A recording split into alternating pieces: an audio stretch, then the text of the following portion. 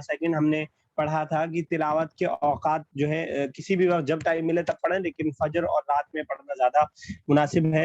اور تیسرا ہم نے پڑھا تھا تعوذ و تسمیہ کے بارے میں کہ قرآن پڑھنے سے پہلے اعوذ باللہ من الرجیم سر آپ کی آواز کٹ رہی ہے. اور اس کے بعد چوتھا اچھے انداز میں قرآن کو پڑھنا چاہیے. ایک منٹ.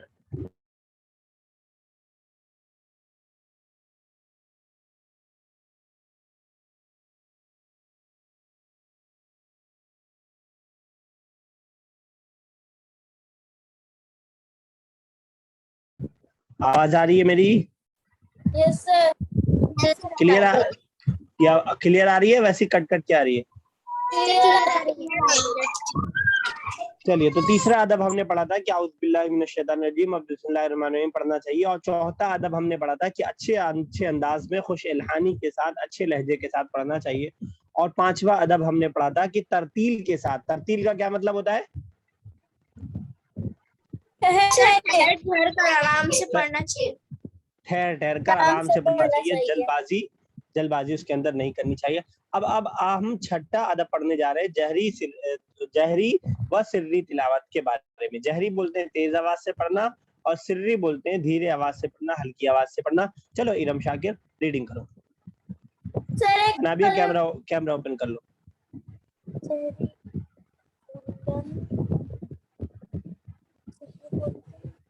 ارم پڑھو. یس سر.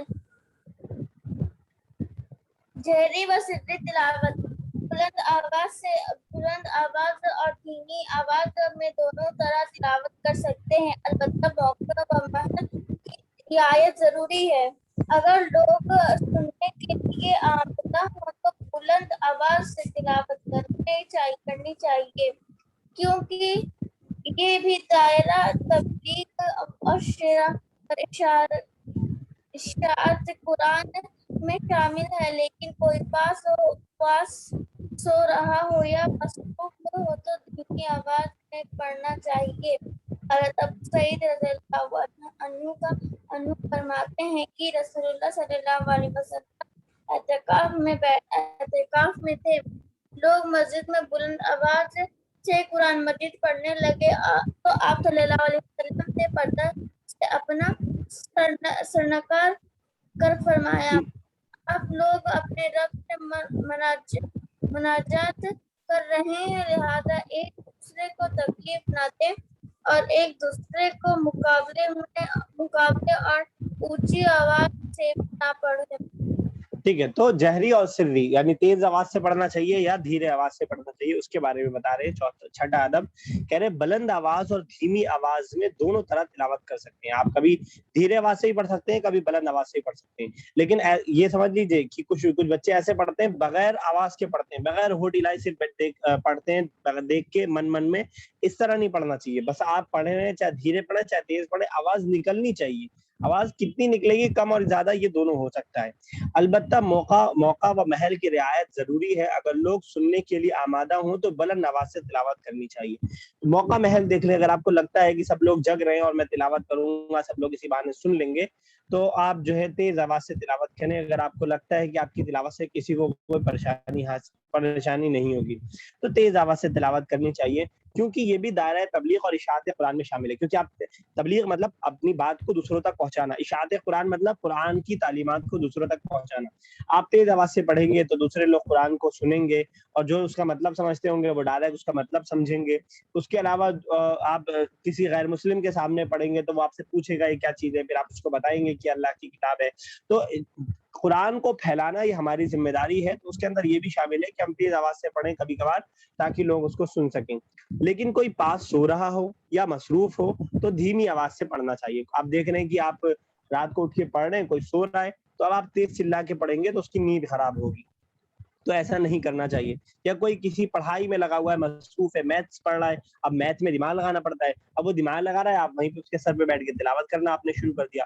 تو تلاوت کرنا اچھی چیز ہے، اس میں کوئی ڈاؤٹ نہیں ہے، لیکن دوسرے کو اس کی وجہ سے تکلیف اور پریشانی نہیں ہونے چاہیے. اس سے یہ بات بھی پتہ چلتی ہے کہ جب اللہ کے نبی صلی اللہ علیہ وسلم نے تیز آواز سے تلاوت کرنے سے منع کیا رات میں یا جب کوئی سو رہا ہو، تو تیز آواز سے ڈی جے بجانا کیسا ہوگا, تیز آواز سے گانا بجانا کیسا ہوگا جب سارے لوگ سو رہے ہوں, اور تیز آواز سے ڈانسنگ اور یہ ساری چیزیں کیسی ہوں گی, پٹاخے پھوڑنا تیز آواز سے, گلیوں میں چلانا تیز آواز سے, کیا یہ صحیح ہوگا؟ نو سر. نو سر. جب اسلام نے آپ کو قرآن پڑھنا جو ایک بہت اچھی چیز ہے اس کو بھی تیز آواز سے پڑھنے سے ایسے موقع سے روک دیا ہے جبکہ لوگوں کو تکلیف ہونے کا خطرہ ہو, تو ایسی عام چیزیں کس طرح کی جا سکتی ہیں؟ اس کے بارے میں حدیث بتا رہے ہیں کہ حضرت ابو سعید رضی اللہ تعالیٰ عنہ فرماتے ہیں کہ رسول اللہ صلی اللہ علیہ وسلم اعتکاف میں تھے, رسول اللہ اعتکاف میں تھے, لوگ مسجد میں بلند آواز سے قرآن مجید پڑھنے لگے, لوگ چلا چلا کر کے قرآن پڑھنے لگے, جیسے میں چلا چلا کے کہتا رہتا ہوں کہ انابیہ کیمرہ اوپن کر لو, چلا چلا کے کہتا رہتا ہوں نا, ویسے ہی لوگ چلا چلا کے کی آواز ہے, کس کا مائک کھلا ہوا ہے بھائی, کس کا مائک کھلا ہوا ہے, سب کا تو بند دکھ رہا ہے. چلو, تو لوگ تیز آواز سے جو ہے قرآن مجید پڑھنے لگے, تو آپ صلی اللہ علیہ وسلم نے پردے سے اپنا سر نکال کر فرمایا, اندر سے آپ نے جھانکا اور فرمایا آپ لوگ اپنے رب سے مناجات کر رہے ہیں, مناجات کرنا مطلب دعا کرنا, پکارنا, آپ اپنے رب کو پکار رہے ہیں, اپنے رب سے کی عبادت کر رہے ہیں, لہٰذا ایک دوسرے کو تکلیف نہ دیں, یعنی آپ تیز آواز سے تلاوت کر رہے ہیں اس سے ایک دوسرے کو کیا ہو رہی ہے, تکلیف ہو رہی ہے, تو ایک دوسرے کو تکلیف نہ دیں, ایک دوسرے کے مقابلے میں اونچی آواز سے نہ پڑھیں. تو کیا سمجھ میں آیا آسیہ, تیز آواز سے پڑھنا چاہیے یا دھیرے آواز سے؟ آسیہ کیا سمجھ میں آیا اس پیراگراف؟ سر ہمیں میڈیم آواز سے پڑھنا چاہیے, نہ زیادہ تیز نہ بالکل دھیرے. ہاں, کیا سمجھ میں آیا شاید اس سے؟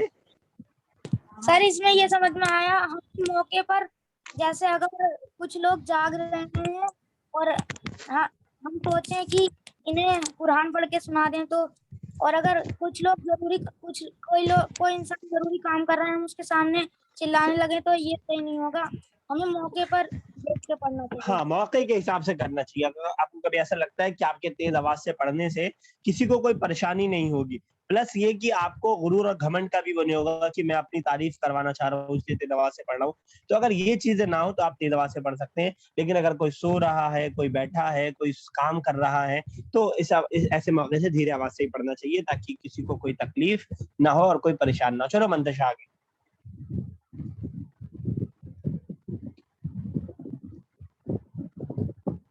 مائک اوپن کریے پہلے.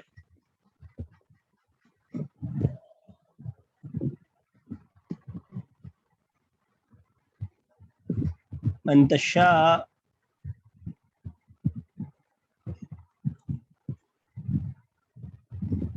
چلو توسیع نہ پڑھو, اس کا من نہیں کر رہا پڑھنے کو. سر پڑھ رہے ہیں. اتنے دیر کیوں لگا رہی ہو؟ دیکھو توسیع, دیکھو فوراً شروع کر دیا, کہتے ہی شروع کر دیا. ایسے ہوتے ہیں بچے آئیڈیل, تم بھی بنو آئیڈیل. چلو پڑھو جلدی سے منتشا.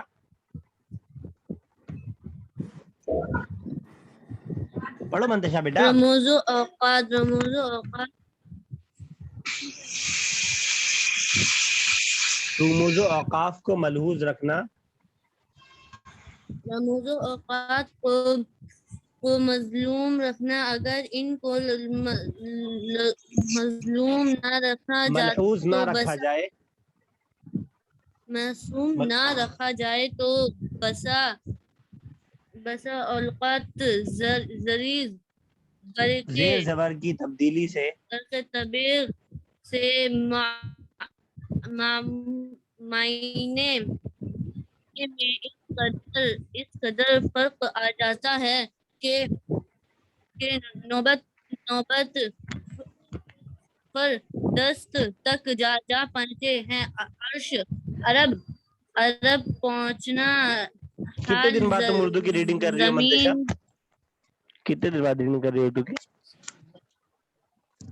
تمہاری ریڈنگ اتنی اچھی تھی اردو کی, سب خراب ہو گئی, سب الٹا پلٹا پڑھ رہی ہو. نہیں پڑھو گی تو یہی ہوگا. چلو پڑھو آگے. چلو منتشا پڑھو.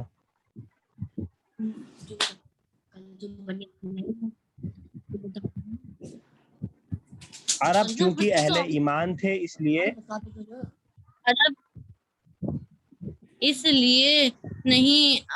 نہیں اعراب اور عرب رموز اور اعراب اور موضوعات وقاف رموز و کے اوقاف ذریعے کی ضرورت نہ تھی. ضرورت نہ تھی، لیکن اسلام جب حدود عرب سے حدود عرب سے باہر پھیلا باہر پہنچا تو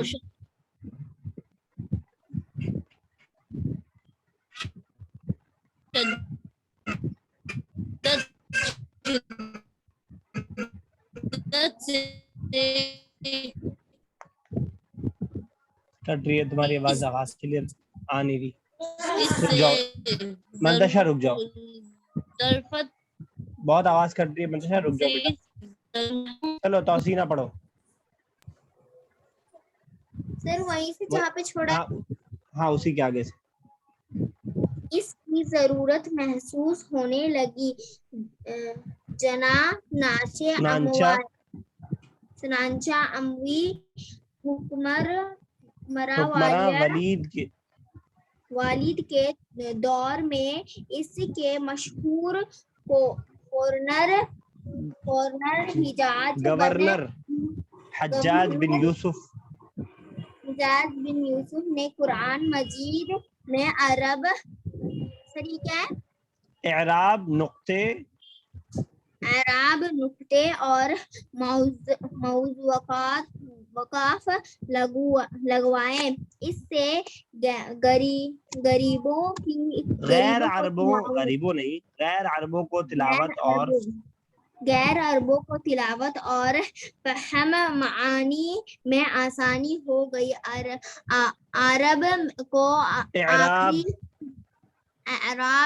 کو آخری شکار مشہور نحو خلیل بن احمد نے دی. یہ کیا ہے؟ بعض اہل علم کے نزدیک ایک عرب لگانے کی خدمت حضرت علی رضی اللہ عنہ کے شاگرد ابو الاسود اور ابو الاسود. سب کا نام بگاڑ دیا. ابھی تمہارا نام پھر یہ لوگ بگاڑ گے نا، توسینہ کو چوسینہ کہیں گے تب سمجھ میں آئے گا. اتنے اچھے اچھے نام ہے. ابو الاسود بگاڑ دے رہی ہو. حجاج بن یوسف نام بگاڑ دیا. اور ان کے شاگردوں نے سرانجام دی. عموماً قرآن مجید کے شروع یا آخری میں رموز و اوقاف اور ان کے معانی کی تفصیل درج رہتی ہے. انہیں اچھی طرح سمجھ لینا چاہیے. ٹھیک ہے. تو کہہ رہے رموز و اوقاف. 7واں جو ادب ہے قرآن پڑھنے کا، اس کا رموز و اوقاف، یعنی رموز و اوقاف کہا جاتا ہے کہاں ٹھہرنا ہے، کہاں نہیں ٹھہرنا ہے، کہاں کتنا ٹھہرنا ہے. ان ساری چیزوں کی جو تفصیل ہوتی ہے اس کو رموز و اوقاف کہا جاتا ہے. اس میں ایک تاریخی بات بتا رہے ہیں، کہہ رہے ہیں کہ رموز و اوقاف کو ملحوظ رکھیں. ملحوظ رکھنا مطلب اسے خیال کرنا. Be careful about where you have to stop, where you do not have to stop, where how much you have to stop. کہاں کتنا رکنا ہے، کہاں نہیں رکنا ہے. ان چیزوں کے بارے میں آپ خیال رکھیں. اس کو کہا ہے رموز و اوقاف کو ملحوظ رکھیں. اگر ان کو ملحوظ نہ رکھا جائے تو بسا اوقات زیر زبر کی تبدیلی سے معنی میں اس قدر فرق آ جاتا ہے کہ نوبت کفر اور شرک تر جا پہنچتی ہے. تو اگر زبر زیر پیش کی غلطی ہو جائے یا ٹھہرنے میں کہاں ٹھہرنا ہے کہاں نہیں ٹھہرنا ہے، اس میں اگر آپ غلطی کرتے ہیں تو کبھی کبھار بہت زیادہ غلط ماننا ہو جاتا ہے، بہت الٹا ماننا ہو جاتا ہے. ٹھیک ہے. تو کفر اور شرک تک بات پہنچ جاتی ہے، اتنا خطرناک معنی ہو جاتا ہے. تو کہہ رہے ہیں کہ عرب چونکہ اہل زبان تھے، کیونکہ عربی زبان عرب کی اپنی زبان تھی، وہ اپنی ان کی زبان تھی، اس لیے انہیں اعراب اور رموز اوقاف کی ضرورت نہیں تھی. کوئی قرآن ایسا رہے جس کے اندر زبر زیر پیش نہ بھی رہے پھر بھی وہ پڑھ سکتے ہیں. وہ کیا اب تو میں بھی پڑھ سکتا ہوں کیونکہ تھوڑی بہت عربی میں نے پڑھ لی ہے. تو زبر زیر پیش ان کے لیے نہیں تھا. یا کہاں رکنا ہے کہاں نہیں رکنا ہے، یہ سارے جو نشانات ہوتے ہیں قرآن کے اندر آپ دیکھیں گے جگہ جگہ، اس کی بھی عرب کو ضرورت نہیں تھی. کیوں نہیں ضرورت تھی عرب کو؟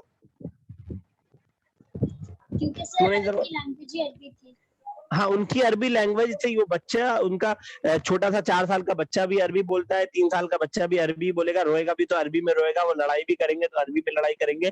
तो अरबी उनका ओढ़ना बिछोना और सारी चीजें उनकी अरबी के अंदर ही थी, इसलिए उनको इन सारी चीजों की जरूरत नहीं थी। लेकिन इस्लाम जब हुदूद अरब से बाहर फैला, यानी जब अरब की जो कंट्रीज थी जहां पे अरबी बोली जाती थी वहां से बाहर आया, इंडिया आया या उसके अलावा अफ्रीका में गया या अंग्रेजों की कंट्रीज में गया, तो इन सारी कंट्रीज में जब फैला इस्लाम तो कुरान भी जाएगा वहां साथ साथ में जहां जहां इस्लाम जाएगा, तो शिद्दत से उसकी जरूरत महसूस होने लगी। चुनांचा उमवी हुक्मरान यानी एक बादशाह था जो कि उमवी खानदान का था, उसका नाम क्या था, वलीद। वलीद के दौर में, उसके दौर में क्या हुआ, उसके मशहूर गवर्नर, उसका एक गवर्नर था, क्या नाम था उसका, हज्जाज बिन यूसुफ। यूं तो इसके बारे में, इनके बारे में कहा जाता है बहुत ही जालिम थे, लेकिन ये बहुत अच्छा काम इन्होंने किया था। हज्जाज बिन यूसुफ ने कुरान मजीद में एराब, एराब बोला जाता है जबर जेर पेश को, अरब पढ़ रही थी बार बार तौसीन इसको, एराब है ये, अरब नहीं है। तो एराब जो है जबर जेर पेश को बोला जाता है। तो उन्होंने कुरान मजीद में एराब लगवाए, जबर जेर पेश लगवाए, नुक्ते भी नहीं लगे थे कुरान मजीद के अंदर वो भी लगवाए, रुमुज व औकाफ लगवाए, कहाँ ठहरना है कहाँ नहीं ठहरना, कहाँ कहाँ ठहर सकते हैं, कहाँ ठहरना जरूरी है, वो सारे जो आप निशानात देखेंगे, कहीं तो लिखा होगा, कहीं जीम लिखा होगा, कहीं 3 नुक्ते बने होंगे, कहीं सौद लाम लिखा होगा, तो ये जो रुमुज और औकाफ है ये सारे लगवाए। किसने लगवाए ये सब? हज्जाज बिन यूसुफ ने। नाम याद रखिएगा, बहुत काम का नाम है। तो हज्जाज बिन यूसुफ ने ये सारे वो कुरान के अंदर लगवाए थे। वो एक उस्ताद था, एक टीचर था, ठीक है। उससे गैर अरबों को तिलावत और फहम मानी में आसानी हो गई। अब क्योंकि जबर जेर पेश लग गया तो उसके लिए अब गैर अरबों को उसका पढ़ना आसान। अब आप देखते हैं आपकी उर्दू जबान है जैसे यहाँ लिखी हुई है, अब यहाँ पे जबर जेर पेश लगा है क्या कहीं पे? नहीं लगा, लेकिन आप लोग पढ़ लेते हैं कि नहीं?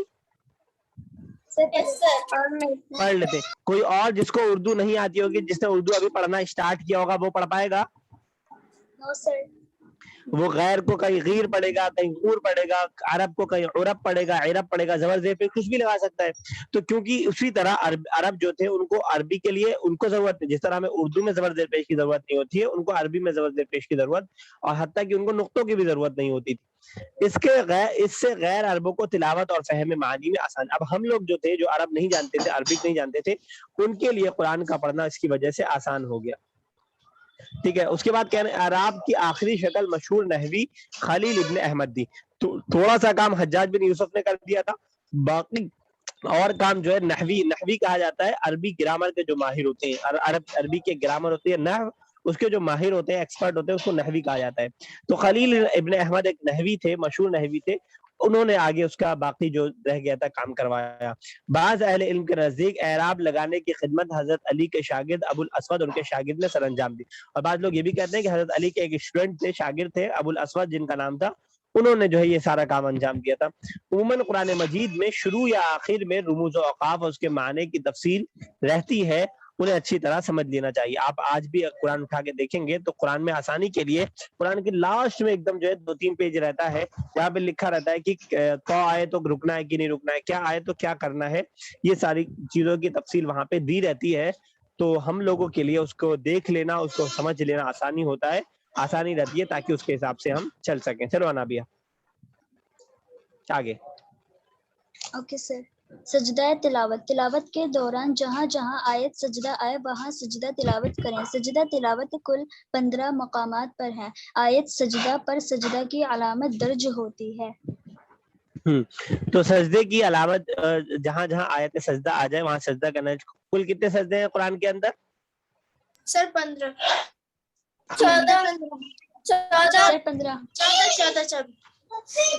हाँ 14 सजदे ऐसे हैं जिसके अंदर कोई डाउट नहीं है, ठीक है। और 15वां सजदा ऐसा है जो एक इमाम शाफी के नजदीक है और बाकी लोग नहीं मानते। तो बहरहाल चाहे 14 माने चाहे 15 माने, 14 ज्यादा बेहतर है। कुछ लोग 17 भी कहते हैं, लेकिन यह है कि आप 14 ही रखें तो ज्यादा बेहतर है, क्योंकि 14 में किसी को कोई इख्तिलाफ नहीं है, 15 और 17 में लोग इख्तिलाफ कर सकते हैं। चलें ठीक है, बेहतर है। तो ये बात हो गई। हाँ चल रहा है। सजद तिलावत की बात हो गई कि तो सजद तिलावत कब और कहाँ करना चाहिए। تو ٹھیک ہے. اس کے بعد کیا ہے تلاوت کی مقدار, کتنی تلاوت کرنی چاہیے؟ کافی لمبا ہے, اس کو آج رہنے دیں یا کم کریں؟ ٹائم ہے, ٹائم تو بہرحال ہے. چلو انابیہ پڑھو اور دیکھ لیتے ہیں جتنا اوکے ہو سر. جائے. تلاوت کی مقدار. اللہ تعالیٰ کا ارشاد ہے فقرؤ ما تیسر من القرآن المزمل آیت نمبر 20. بس تم سے جتنا قرآن آسانی سے پڑھا جا سکے پڑھ لیا کرو. رسول اللہ صلی اللہ علیہ وسلم نے فرمایا قرآن اس وقت تک پڑھو جب تک تمہارا دل اس میں لگے. جب دل نہ لگ رہا ہو تو کھڑے ہو جاؤ یعنی پڑھنا چھوڑ دو. بخاری مسلم. قرآن کو 3 دن سے کم میں ختم نہیں کرنا چاہیے. رسول اللہ صلی اللہ علیہ وسلم نے فرمایا جو قرآن مجید کو 3 دن سے کم میں ختم کرے گا وہ کچھ نہ سمجھے گا. ترمذی. ابو داؤد داری. بہت جلدی ہو پھر بھی احتیاط کا نفاذہ یہ ہے کہ ہفتہ بھر میں ختم کیا جائے. حضرت عبداللہ بن عمر سے روایت ہے کہ انہوں نے خود رسول اللہ صلی اللہ علیہ وسلم سے دریافت فرمایا تو آپ صلی اللہ علیہ وسلم نے فرمایا 1 ماہ میں ختم کرو. حضرت عبداللہ بن عمر نے عرض کیا اے اللہ کے رسول میں اس سے زیادہ کی قوت اپنے اندر پاتا ہوں. تو آپ صلی اللہ علیہ وسلم نے فرمایا 10 دنوں میں ختم کرو. حضرت عبداللہ بن عمر نے مزید کم مدت میں ختم کرنے کی اجازت چاہی تو آپ صلی اللہ علیہ وسلم نے فرمایا 7 دنوں میں ختم کرو, اس سے کم میں نہیں. بخاری. ہفتہ بھر کی مناسبت سے یہ قرآن مجید کو 7 منزلوں میں تقسیم کیا گیا ہے. گویا ایک منزل 1 دن کی مقدار تلاوت ہے.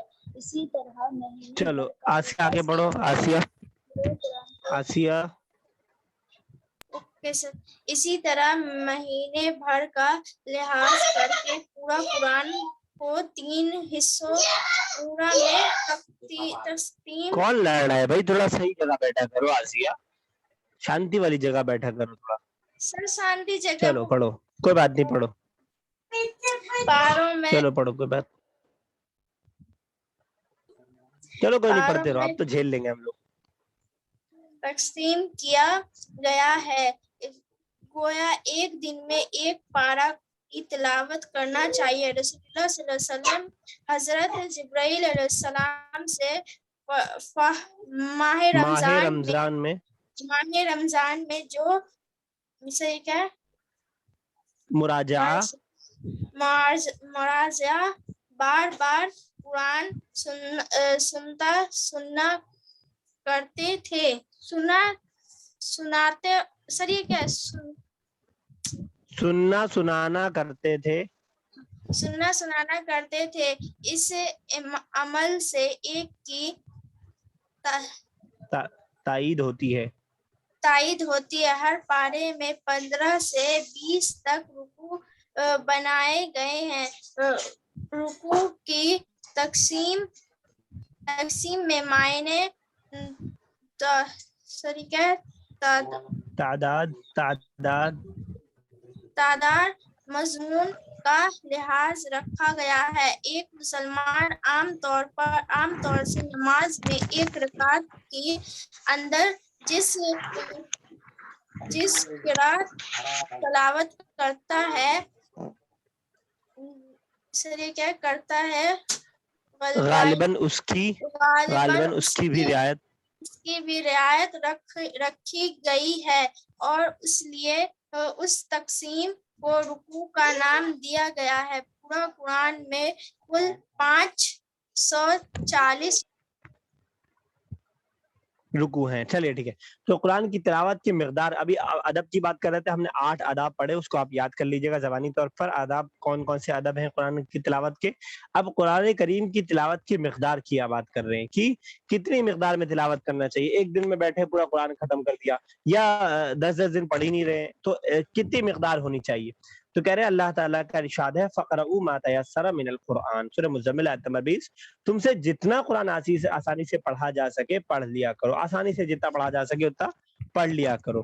رسول اللہ صلی اللہ علیہ وسلم نے فرمایا قرآن اس وقت تک پڑھو جب تک تمہارا دل اس میں لگے. جب تک قرآن میں دل لگے تب تک قرآن پڑھو, اور جب دل نہ لگے تو اٹھ جاؤ. جب دل نہ لگ رہا ہو تو کھڑے ہو جاؤ, یعنی چھوڑ دیا کرو. تو زہر اگر کسی کا 1 مہینے تک دل ہی نہ کرے 1 سال تک تو کیا کرے؟ کیا شاید پڑھے. یہ تو یہاں تو پروفیٹ محمد کہہ رہے ہیں کہ جب دل تک کرے تب تک پڑھو اور جب دل نہ کرے تو اٹھ جاؤ. سر ہاں نابیہ کیا کریں گے؟ 1 سال تک کسی بچے کا دل ہی نہیں کر رہا ہے تو اپنا ہی ہوگا نا. اپنا ہی نقصان ہوگا. ہاں نابیہ کیا کریں گے اگر 1 سال تک کسی بچے کا دل نہیں کر رہا تو؟ سر پڑھنا تو پڑے گا.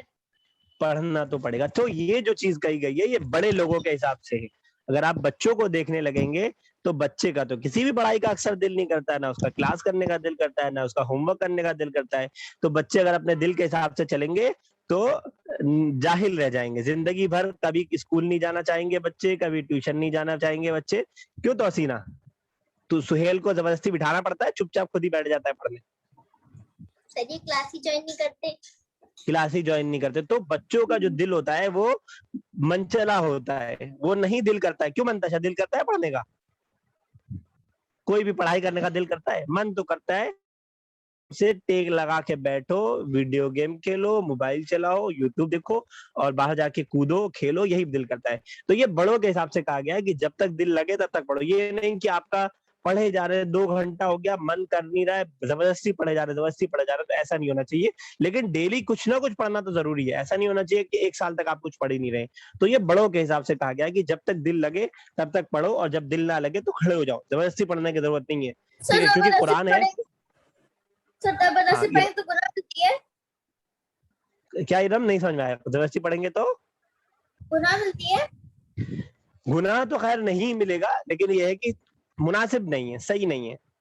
جیسے ہم آپس میں ایک دوسرے سے میل جول رکھتے ہیں. اگر آپ کی کسی سے دوستی ہے تو حقیقت میں آپ اس کو پسند کرتے ہو تو دوستی رکھو, زبردستی کا ساتھ میں رہنا کیا. ویسے قرآن کے ساتھ جب تک آپ اس سے محبت ہے, آپ اس کو پڑھ رہے ہیں اچھے سے, مزہ آ رہا ہے آپ کو پڑھنے میں تو پڑھیے, زبردستی اس کے پیچھے مت پڑھیے. قرآن کسی کا محتاج نہیں ہے کسی کے پڑھنے کا. تو یہ اس طرح کی چیز ہے اس کے اندر. آگے کہہ رہے ہیں قرآن کو 3 دن سے کم میں ختم نہیں کرنا چاہیے. ایک تو زبردستی بھی نہ پڑھے, اور دوسرے ایک آدمی پڑھے جا رہا ہے سب کچھ کام چھوڑ چھاڑ کے صرف قرآن پڑھے جا رہا ہے. تو 3 دن سے کم کے اندر قرآن کو ختم کرنا وہ بھی صحیح نہیں ہے. آپ پورے 10 گھنٹے 12 گھنٹے صرف قرآن پڑھے جا رہے ہیں اور پھراٹے سے پڑھے جا رہے ہیں بالکل, تو وہ بھی صحیح نہیں ہے. رسول اللہ صلی اللہ علیہ وسلم نے فرمایا, کچھ کہہ رہی ہو نابیہ؟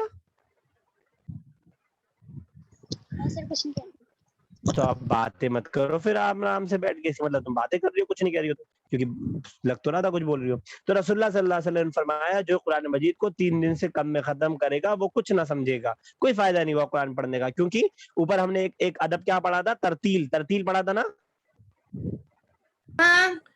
تو اگر کوئی ترتیل سے ٹھہر کر پڑھے گا تو کیا وہ 3 دن میں ختم کر پائے گا؟